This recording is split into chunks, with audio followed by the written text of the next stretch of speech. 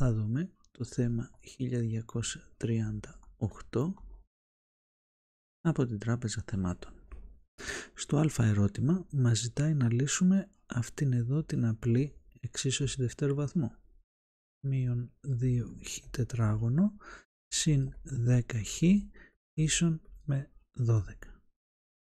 Πρώτα θα τα μεταφέρουμε όλα στο πρώτο μέρος και θα έχουμε μείον 2χ τετράγωνο συν 10χ μείον 12 ίσον με το 0 και επειδή παρατηρούμε ότι όλα είναι πολλαπλάσια του 2 θα διαιρέσουμε με το 2 για να έχουμε πιο απλές πράξεις. Οπότε το αποτέλεσμα θα είναι μείον χ τετράγωνο συν 5χ μείον 6 ίσον με το 0. Υπολογίζουμε τους συντελεστές. Το α θα είναι το μείον 1, το β θα είναι το 5 και το γ θα είναι το μείον 6. Υπολογίζουμε τη διακρίνουσα με τον τύπο μας και παρατηρούμε ότι έχουμε 5 στη Δευτέρα μείον 4 επί μείον 1 επί μείον 6.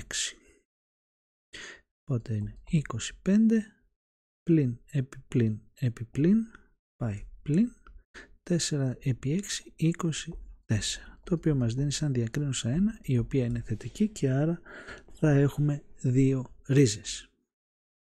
Η πρώτη ρίζα μας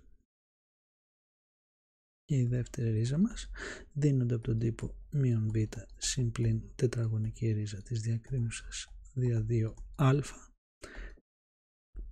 η οποία αν κάνω την αντικατάσταση των συντελεστών θα έχω μείον 5 συν πλην τετραγωνική ρίζα του 1 δια 2 επί μείον 1. Αυτό μας δίνει μείον 5 συν πλην 1 δια μείον 2. Και εδώ θα πάρουμε τις ξεχωριστές περιπτώσεις. Το χ1 θα είναι μείον 5 συν 1 δια μείον 2, δηλαδή μείον 4 δια μείον 2, δηλαδή 2.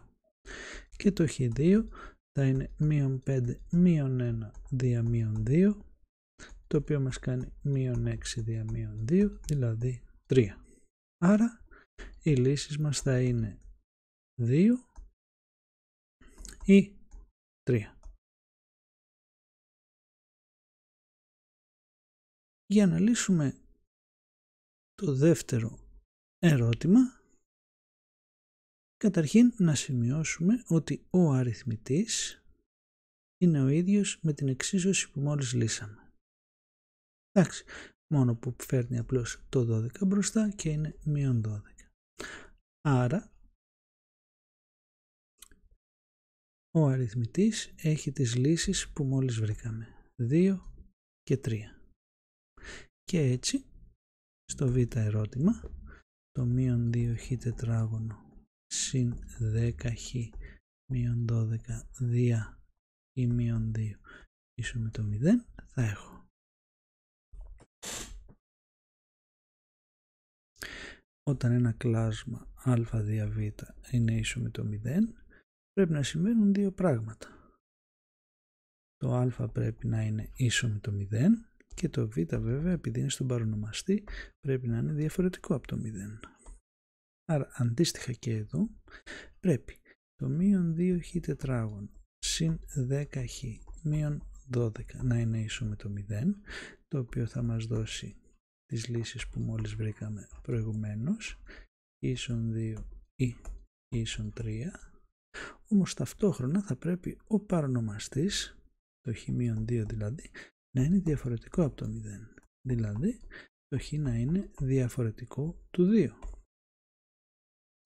Άρα προκειμένου να ισχύουν και τα δύο παρατηρούμε ότι αυτή εδώ η περίπτωση πρέπει να απορριφθεί και η λύση συνολικά αυτής εδώ της εξίσωσης θα είναι το χ ίσον με 3.